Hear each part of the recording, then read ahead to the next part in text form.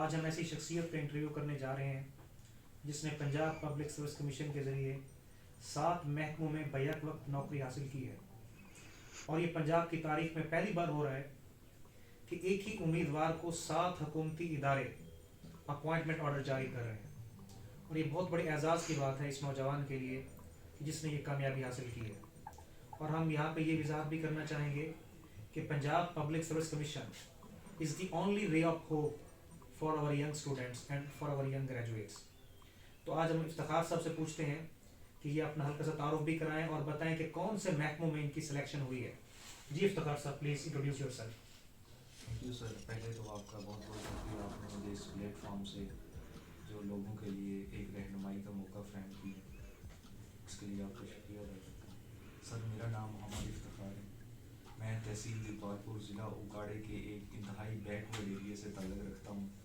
وہ ایریا جہاں پہ میرے گاؤں سے کوئی بھی ابھی تک کوئی گورنمنٹ آفیسر ایڈمنسٹریشن میں نہیں لگا۔ الحمدللہ وہیں گاؤں میں رہ کے میں نے اسی اسکول سے میٹرک کی ہے، اسی اسکول میں شروع سے ابتدائی تعلیم حاصل کی اور اسی اسکول سے سیکھ کے میں آج پنجاب میں 7 ادارے کو میں ہوں۔ یہ میرے لیے بھی اور میرے علاقے کے لیے بھی بہت اعزاز کی بات ہے، اور جو ایسے ایریا سے تعلق رکھتے ہیں جن کے پاس اچھی اکیڈمیز میں یا اچھے اسکول میں بھی نہیں پڑھے، ان کے لیے بھی یہ کوئی ایسی بات نہیں ہے کہ ان کو کمیشن سے جاب حاصل نہیں کر سکتے، بلکہ وہ بھی ان کے لیے کمیشن جو ہے وہ رہا ہے۔ آپ ان اداروں کے نام بتائیں جہاں پہ آپ کی سلیکشن ہوئی ہے۔ میری ایز اے اسسٹنٹ جو 3 اداروں میں ہوئی ہے، اسپیشل ایجوکیشن ڈپارٹمنٹ میں ہوئی ہے، پروویژنل ٹرانسپورٹ اتھارٹی میں ہوئی ہے، اسسٹنٹ چیف انرجی پاور میں ہوئی ہے۔ اس کے علاوہ میں subject specialist park studies special education department میں ہوا ہوں، ٹھیک ہے، ایکسائز انسپیکٹر ہوا ہوں، لیبر آفیسر ہوا ہوں، اور اس کے علاوہ اسسٹنٹ کنٹرولر بائی سرگودا ہوں۔ Board of intermediate and secondary education Sargodha میں آپ کی جاب ہوئی ہے ایز اسسٹنٹ کنٹرولر۔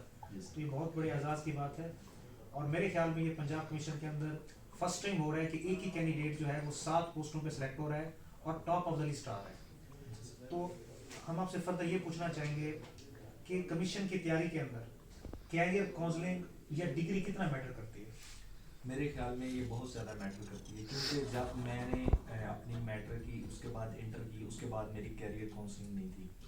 میں نے ایک اچھا آپشن نہیں اپنے لیے نیوٹریشن کی میں نے ڈگری حاصل کی، لیکن نیوٹریشن کی جب ڈگری حاصل کی اس کے بعد میں نے دیکھا کہ اس کا گورنمنٹ سیکٹر میں کوئی اتنی خاص جابس نہیں آتی، اور پرائیویٹ سیکٹر میں بھی اس کی سیچوریشن بہت زیادہ ہے گرلس کی، اور اتنا مجھے جگہ نہیں مل پا رہی تھی۔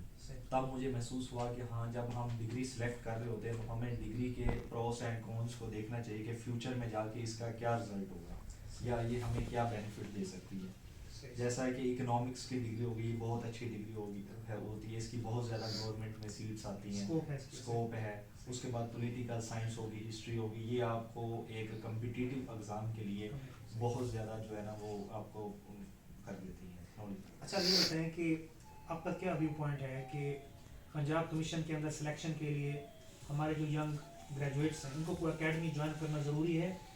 جو آج کل اکیڈمیز بنی ہوئی ہیں پرائیویٹ، آپ کیا سجیسٹ کریں گے؟ میرے نزدیک جو اکیڈمی ہے وہ جسٹ ایک پیسے کا اور وہ جھانسا ہے کہ آپ ہماری اکیڈمی میں آئیں اور فوراً آپ کو کامیابی مل جائے گی۔ اس کے لیے ایک صبر و تحمل کا یہ ایک عمل ہے، اس میں بہت ساری اس راہ میں تکلیفیں بھی آتی ہیں، آپ کو برداشت کرنا پڑتا ہے، لیکن میرے خیال میں اکیڈمی کی ضرورت نہیں، کیونکہ یہ بالکل کریمنگ ہے، ون پیپر میرے نزدیک کریمنگ ہے، اور اس میں اکیڈمی کا کوئی رول نہیں ہے۔ آپ اگر اچھے سے اپنی اسٹریٹجی بنائیں، آپ اپنے سورسز دیکھیں، اپنے سینئر سے گائیڈنس لیں کہ کون سی بکس پڑھنی چاہیے کون سی نہیں، آپ پاس پیپرز کو دیکھیں، ان کا انالائز کریں کہ یہ کمیشن آج کل کس طرف جا رہا ہے، پھر اپنے آپ کو ٹائم دیں۔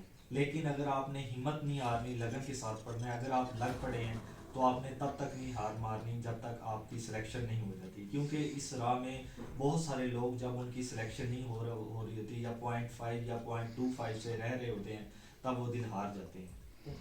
اچھا، ہم آپ سے فردر یہ پوچھنا چاہیں گے کہ ہمارے وہ نوجوان جن کا تعلق یعنی ولیج کے ساتھ ہے، یا بیکورڈ ایریاز کے ساتھ ہے، یا جنوبی پنجاب کے ساتھ ہے، تو آپ ان کو کیا سجیسٹ کریں گے کہ کیا پہلے تو یہ بتائیں کیا ان کی پرسنالٹی رکاوٹ ہے سلیکشن کے اندر؟ میٹر کرتی ہے ان کی پرسنالٹی یا ان کا بیکورڈ ایریا سے تعلق رکھنا؟ آپ پہلے یہ بتائیں کیا بیکورڈ ایریا سے تعلق رکھنا رکاوٹ ہے ان کی سلیکشن کے اندر؟ بالکل نہیں رکاوٹ، میں خود ایک ان کے لیے ایک ایگزامپل ہوں. میں بیک ورڈ ایریا سے تعلق رکھتا ہوں, میری کوئی فیملی بھی اتنی پڑھی لکھی نہیں ہے کہ جو وہ مجھے کر سکے. اور میرے خیال میں آپ کا اگر میں ایک سیٹ پہ بھی پورے پنجاب میں سلیکٹ ہو سکتا ہوں تو یہ ان کے لیے میرا نہیں خیال کہ بیک ورڈ جو اس میں میٹر کر رہا ہوتا ہے, کیونکہ جس سیٹ پہ میں ایک پنجاب کی سیٹ پہ اس میں بہت اچھے اچھے کینڈیڈیٹ بھی تھے, ایم فل کینڈیڈیٹ بھی تھے, لیکن الحمدللہ مجھے سلیکشن ہوئی ہے اور میں 4 دفعہ پنجاب کا ٹاپر بنا ہوں ریکمنڈیشن میں. اور میرے نزدیک آپ کا ٹوٹل نالج میٹر کر رہا ہوتا ہے اور آپ کا وے آف ٹاکنگ جو ہے, آپ کا کمیونیکیشن وے جو ہے, یہ بہت میٹر کرتا ہے. افتخار صاحب ہماری نیک تمنائیں آپ کے لیے ہیں. ہم توقع کرتے ہیں کہ آگے provincial management service P M S کے اندر اور سی ایس ایس کے اندر بھی آپ ایسی پوزیشن لیں اور آپ ایڈمنسٹریشن کے اندر آ کے ملک و قوم کی ترقی کے لیے جو ہے اپنا کردار ادا کریں. میرا لاسٹ کویشچن آپ کے ساتھ جسٹ یہ ہوگا کہ ہمارے جو نئے گریجویٹس ہیں جو یونیورسٹیوں سے فارغ و تحصیل ہو رہے ہیں اور آگے ان کو جاب نظر نہیں آ رہی لیکن وہ سول سروس میں اپنا کردار ادا کرنا چاہ رہے ہیں, آپ ان کو کیا سجیسٹ کریں گے, وہ کیسے تیاری کریں؟ It's our last question. سب سے پہلی بات تو یہ ہے کہ جب آپ نے تیاری کرنی ہے یہ نہیں دیکھنا کہ جاب آ رہی ہے یا نہیں آ رہی, ٹھیک ہے, کیونکہ جب جاب آپ آتی ہے آن لائن اپلائی کرتے ہیں اس کے بعد آپ تیاری کرتے ہیں, لیکن جن لوگوں کی ریکمنڈیشن ہونی ہوتی ہے وہ تب تک فائنل ہو کے بیٹھے ہوتے ہیں. آپ نے جاب کا انتظار نہیں کرنا, اپنی تیاری جاری رکھنی ہے. جاب کبھی بھی آ سکتی ہے, آپ اپنی تیاری اتنی ہونی چاہیے, آپ کو تو ایک سیٹ چاہیے, اتنی تیاری ہونی چاہیے کہ پنجاب پہ ایک سیٹ بھی ہے تو آپ ریکمنڈیشن حاصل کریں. میرے نزدیک جب آپ ڈگری میں ہوتے ہیں تبھی ساتھ ساتھ آپ اپنا جنرل نالج اچھا کریں, ہسٹری پڑھیں, بکس کو بتا دیں, انگلش پڑھیں. صحیح ہے. اگر آپ پاسٹ پیپر کو, امتیاز شہر کے پاسٹ پیپر ہیں ان کو اچھے طریقے سے کریں, اس میں بہت ساری مسٹیکس ہیں. میں چاہتا ہوں اس کو ایک چیز کو سرچ کریں, اس پہ اس کو اینالائز کریں, پھر ایک پورے پیپر کو اینالائز کریں کہ یہ جو کمیشن ہے یہ کیا چاہتا ہے, کس طرح پیپر دیتا ہے, اس کی اسٹریٹجی کو سمجھیں. آپ یہ کہنا چاہ رہے ہیں کہ جو پنجاب پبلک اسکولیشن کی جو پریویس پیپرز ہیں جی ان سے ہم ایک پیٹرن, ان کا پیٹرن دیکھ لیں کہ کس طرح کے کوسچنز, وہ پیٹرن دیکھیں اور وہ پیپر آپ کو حفظ ہونے چاہیے.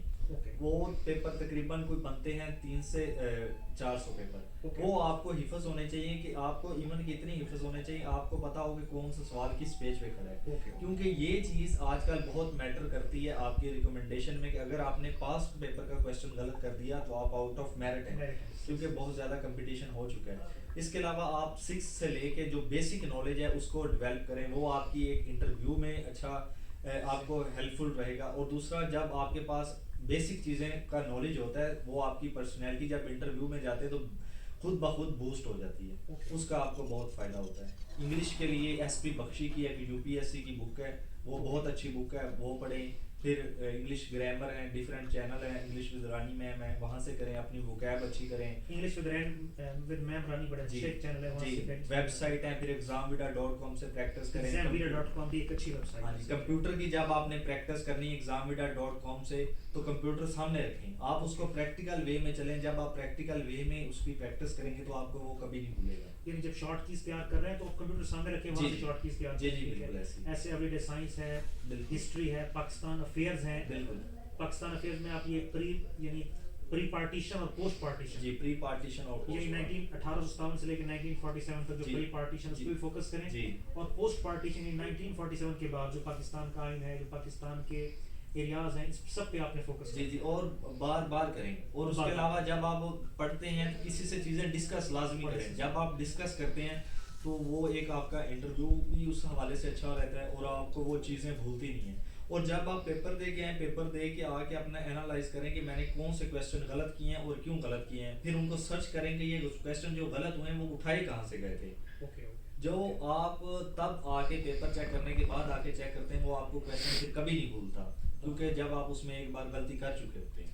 افتخار صاحب آپ کے ٹائم کا بہت شکریہ. ہماری نیک تمنائیں آپ کے لیے ہیں کہ آپ آگے جا کے سول سروس میں اپنا کردار ادا کریں, اور وہ جو ہمارے سامعین ویورز جو اس ویڈیو کو دیکھ رہے ہیں ان کے لیے بھی ہم اچھی توقعات رکھتے ہیں کہ وہ بھی اس چینل سے ہیلپ لے کے پی پی ایس سی کے اندر اور ایف پی ایس سی کے ایگزامس کے اندر اپنی سلیکشن کروائیں, محنت کر کے, تیاری کر کے. آپ کا بہت شکریہ. Thank you sir.